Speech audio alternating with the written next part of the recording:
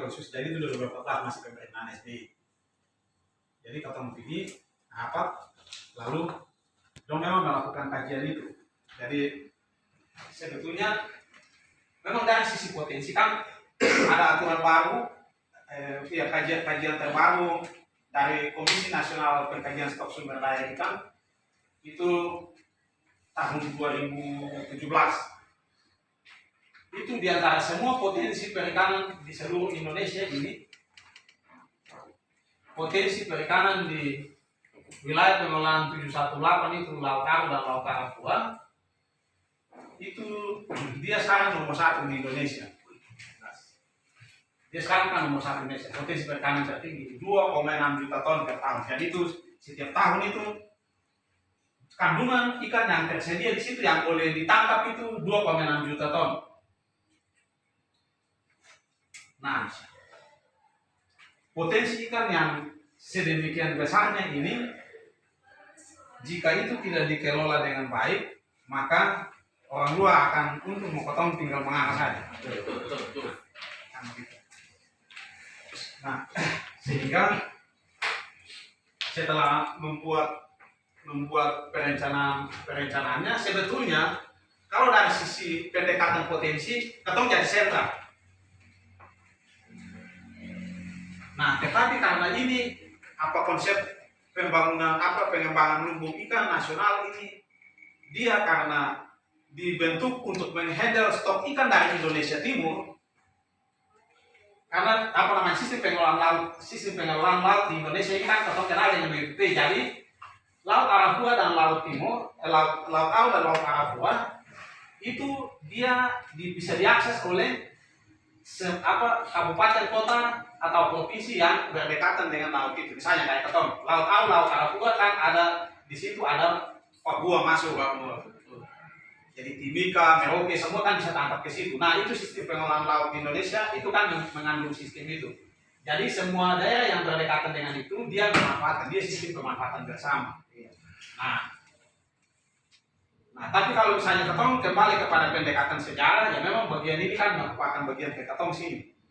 Nah, tapi sudahlah, ketong saya bicara dari sisi itu. Yang sekarang yang ketong bicara ini 2,6 juta ton ini, siapa yang untung di situ? Siapa yang harus untung di situ? Dari sisi penyusunan master plan itu, kalau ketemu di sini, karena kalau membangun pelabuhan, pangkalan dan itu untuk ekspor, maka orang dari Maluku Utara akan datang di situ, orang dari Papua akan datang di situ, orang dari Tenggara atau sini akan semua ke situ. Jadi dia dianggap sebagai sentra. Nah, kalau dibangun di Aru, di bawah sini, maka orang dari Halmahera sana ke sini cukup jauh. Itu konsep berpikirnya.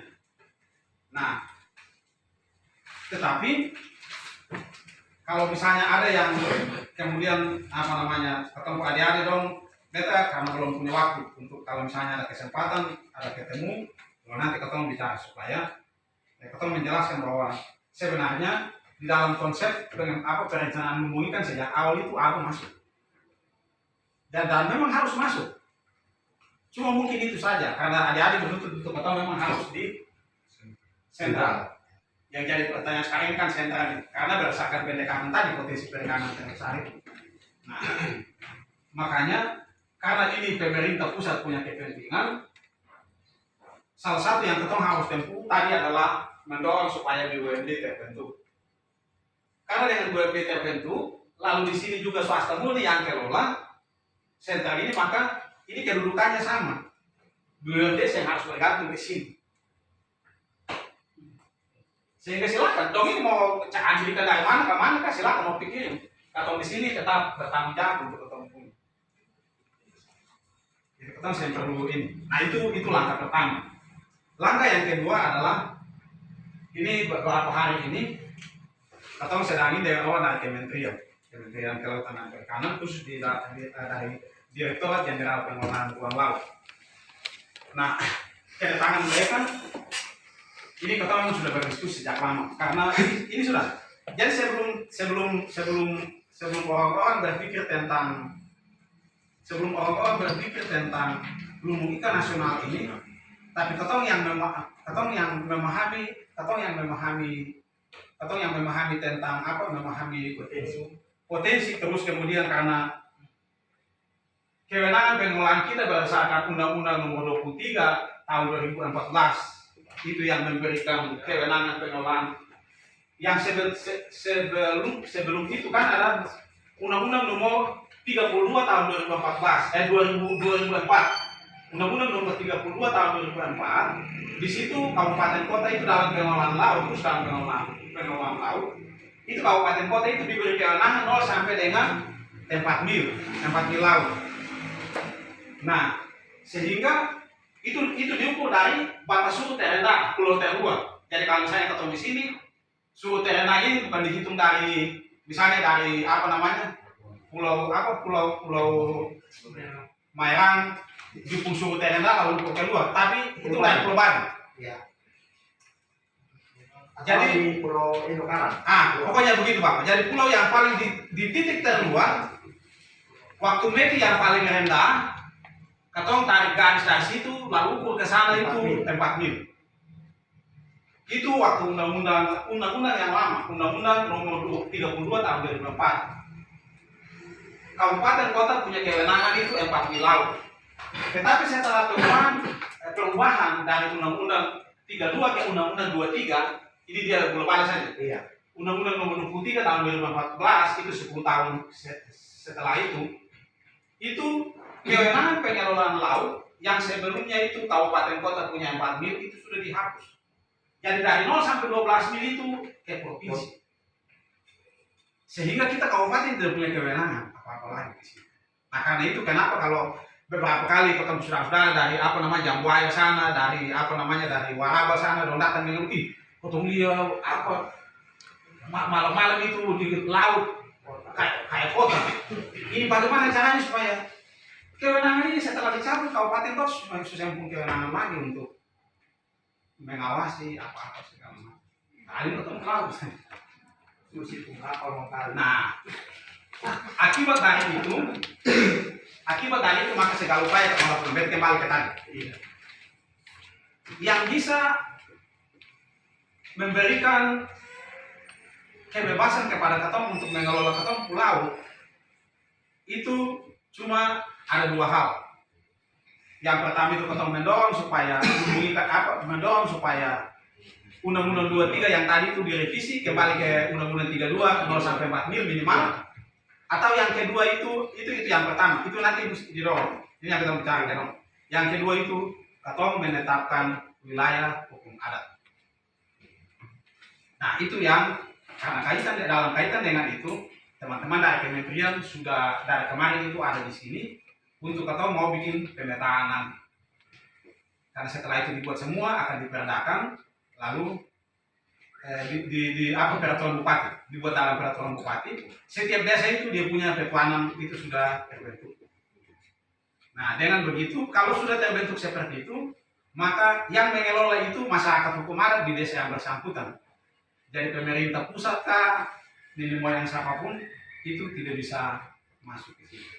Nah itu beberapa hal yang supaya ketong sendiri yang mengelola ketemu hasil. Dong suruh berjalan ke Berjela tadi. Itu nanti Berjela jadi sampel awal untuk dong akan ini dia setelah sudah menemukan duduk permasalahannya ini selesai mungkin besok atau lusa dong akan kembali ke Jakarta lalu bikin dia perangkat ini semua lalu satu kali nanti turun itu yang mudah-mudahan lengkap untuk mulai nanti itu apa yang harus di semua langsung bikin di peta lokasi segala macam lalu bikin peraturan bupati selesai dong pegang itu siapapun dia mau datang di situ tuh saya bisa lagi itu langsung diakui. Jadi desa adat itu pemerintah undang-undang yang 23 tadi bilang 0 sampai 4 mil itu 0 sampai 12 mil itu susah berlaku untuk desa adat lain. Itu yang ketong sedang jadi satu dua. Nah, maksudnya itu jadi sudah. Maksudnya kan pertanyaan tadi kembali ke harga ikan coba beta menjelaskan begitu saja dulu kesempatan bicara karena nanti kan kesempatan makrong ada beta bisa bicara seperti itu supaya ketong bisa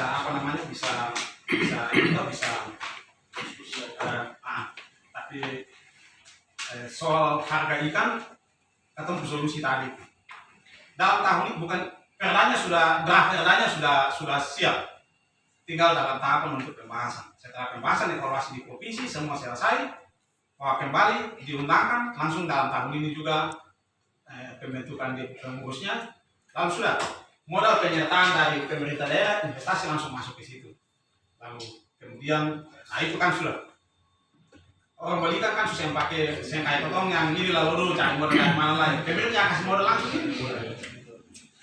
Jadi pemerintah yang langsung dia tarikan harga susah yang investasi. Jadi pengusaha yang biasa dia main harga sampai kasih naik tinggi, pemerintah kasih naik bisa lebih tinggi dari situ. Pemerintah pun lebih banyak dari bawah kan. Jadi dia kasih naik sampai kaget kan dia bangkrut sendiri karena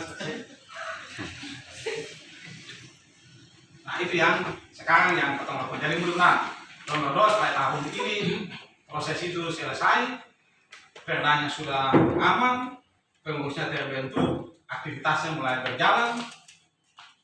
Nelayan kecil sudah langsung itu sudah. Itu langsung. Jadi kalau semua sudah pindah wasit itu berarti yang lain sudah bisa datang lagi. Tapi langsung bicara supaya model kalau perusahaan swasta di sini kan di perusahaan swasta. Tinggal urus di segala macam ini ekspor tetap bisa ekspor langsung dari dulu. Pusing apa? Kalau ekspor dari dulu kan nilainya jauh lebih besar dari potong pilih cari apa pilih menjual akhirnya apa film di timur matahari belum mana kalau waktu itu di Merauke sana. Kalau waktu itu terus saat ini dia kata beli hasil yang harga begini padahal ini dong aktif ini di luar sana harga lebih naik dong harga potong. Di luar sana harga bagus. Ini kalau kamu bisnis bilang kata, ini kalau misalnya bilang di sini kan harga di luar itu bisa 2, 3 sampai 4 kali lipat dari harga di Jogja. Sampai 4 kali. Kalau 100.000 kan berarti 2 kali kan 200.000. Jadi kalau beli di sini 100.000 jual 200.000, bahkan kan lebih baik. Cuma di sini dong beli dengan harga 100.000. Itu di luar itu sudah harga 400.000. Jadi dong makan untung besar sih tetap makan untung besar. Nah kalau pemerintah daerah kan tujuannya nanti pemerintah kan tujuannya supaya masyarakat sejahtera. Jadi dia untung tapi tujuan utamanya bukan soal untung itu. Tapi bagaimana keseimbangan harga supaya masyarakat bisa hidup. Jadi itu sudah. Itu mungkin dari beta saja. Terima kasih.